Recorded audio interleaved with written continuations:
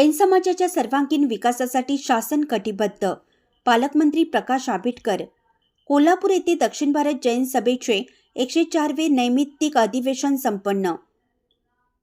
जैन समाजाने संस्कार, आरोग्य, शिक्षण, उद्योग, व्यापार, सहकार, सामाजिक सेवा आणि परोपकाराच्या क्षेत्रात उल्लेखनीय योगदान देत समाजासमोर आदर्श निर्माण केला आहे. जैन समाजाच्या सर्वांगीण विकासासह समाजाच्या विविध प्रश्नांच्या सोडवणुकीसाठी राज्य शासन सकारात्मक असल्याची ग्वाही कोल्हापूर जिल्ह्याचे पालकमंत्री, राज्याचे सार्वजनिक आरोग्य व कुटुंब कल्याण मंत्री प्रकाश आंबेडकर यांनी दिली. दक्षिण भारत जैन सभेतर्फे कोल्हापूर येथील महासैनिक दरबार हॉल येथे आयोजित 104वे नैमित्तिक अधिवेशनाच्या उद्घाटन समारंभात ते बोलत होते. अध्यक्षस्थानी खासदार श्रीमंत शाहू महाराज हे होते.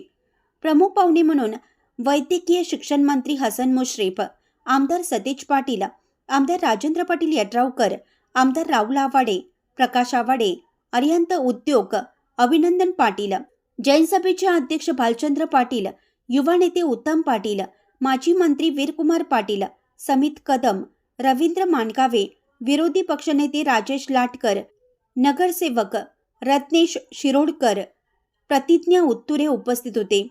अधिवेशनादरम्यान स्वस्ती श्री लक्ष्मीसेन भट्टारक महास्वामी आणि नांदणी मठाचे जिनसेन भट्टारक महास्वामी यांचे आशीर्वाद झाले.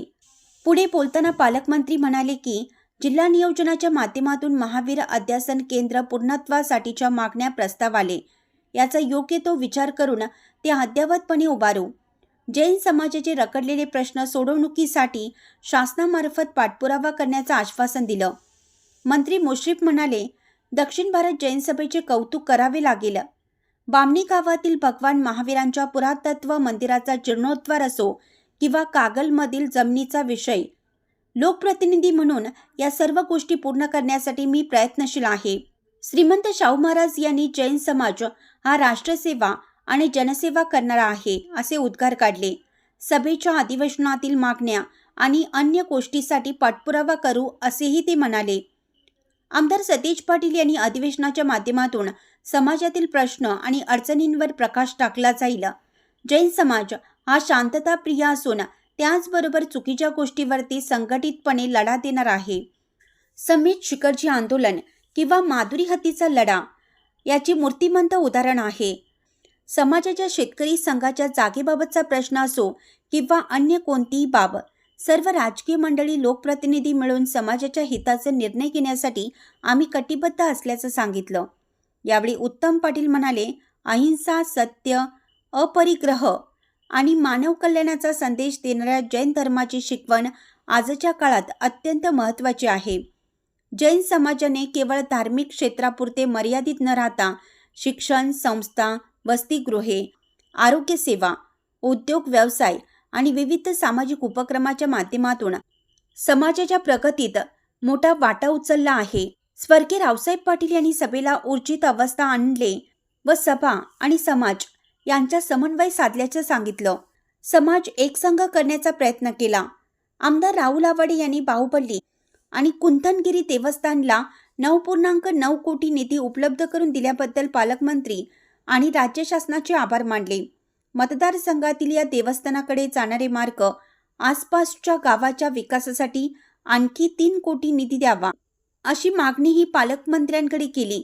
या प्रसंगी केंद्रीय उपाध्यक्ष रावसाहेबजी पाटील, दक्षिण भारत जैन सभा अध्यक्ष Bhalchandra Patil, chairman Sanjay Shette, vice chairman Abhinandan Patil, Shrimati Meenakshi Patil, मुख्य महामंत्री अनिल बागणे, खजिनदार बाळासाहेब पाटील, संघटन मंत्री शशिकांत राजोबा, ट्रस्टी अजित पाटील, राजेंद्र जेले, दादा पाटील चिंचवाडकर, अनिल मातनाईक, सौ विनयश्री पाटील यांच्यासह दक्षिण भारत जैन सभेचे पदाधिकारी उपस्थित होते.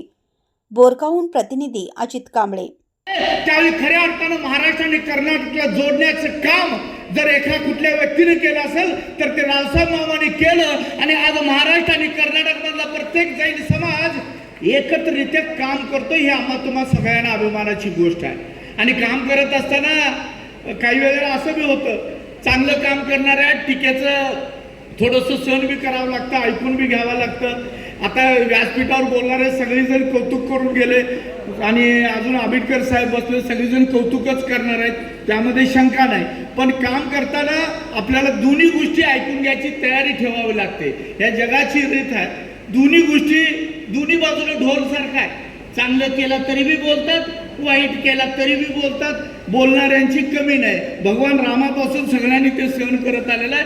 आम्हाला ते विसरायचं आणि पुढे जायचं आहे. मी एका ठिकाणी बोलताना मुद्दाम सांगितलं, भर दिवसा जर सूर्याला भर दिवसा जर घुबडाला दिसत नसेल तर प्रकाश देणाऱ्या सूर्याचा काय दोष.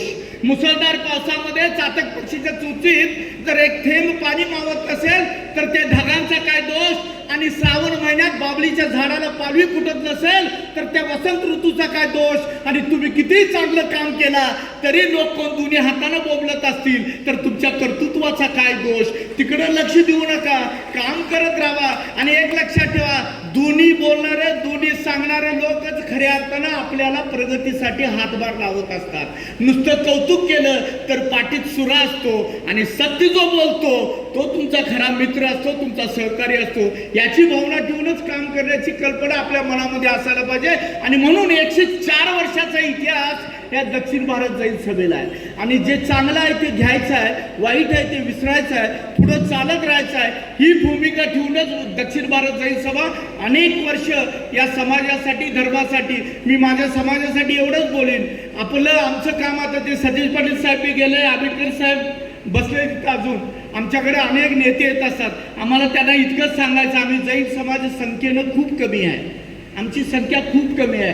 पण ज्या वेळी या देशावरती, या समाजावरती किंवा इतर कुठल्याही जाती लोकांच्यावरती नैसर्गिक आपत्ती येते तेव्हा त्यांच्या मदतीला जाऊन जाणारा पहिला समाज जर कुठला असेल तर तो जैन समाज आहे. या भारताच्या आर्थिक उलाढालीमध्ये सगळ्यात मोठं योगदान कुणाचं असेल तर जैन समाजाचं आहे. त्याचा आम्हाला अजिबात अहंकार नाही. आम्हाला इतकंच सांगायचं आहे, आम्ही अहिंसावादी, थोडंसं मिळून मिसळून जाणारी माणसं आहे. ज्यूसमध्ये पाण्यासारखं काम आहे जैन समाजाचं. ज्यूसमध्ये घाला ज्यूस, ताकामध्ये घाला ताक, दुधामध्ये घाला दूध. कशामध्ये कोण आजूबाजूला मराठा समाज चालतोय, लिंगायत चालतो, ब्राह्मण चालतोय, दलित चालतोय, सगळ्यांच्या बरोबर मिळून मिसळून आम्ही पुढे जायचं एवढंच आमच्या समाजाला माहिती आहे. फक्त आम्ही सगळ्या नेते मंडळींना हात जोडून विनंती करत असतो, तुमच्या या चालणाऱ्या वोल्वो बसमध्ये समाजाच्या विविध जातीला घेऊन जाणाऱ्या त्या बसमध्ये एक सीट जैन समाजाला बी ठेवा, आम्हाला विसरू नका. एवढीच भावना आमची असते. म्हणून आम्ही तुमच्या बरोबर आहे, सगळ्या बाबतीत आम्ही तुमच्या बरोबर एकत्रपणे चालायला तयार आहे.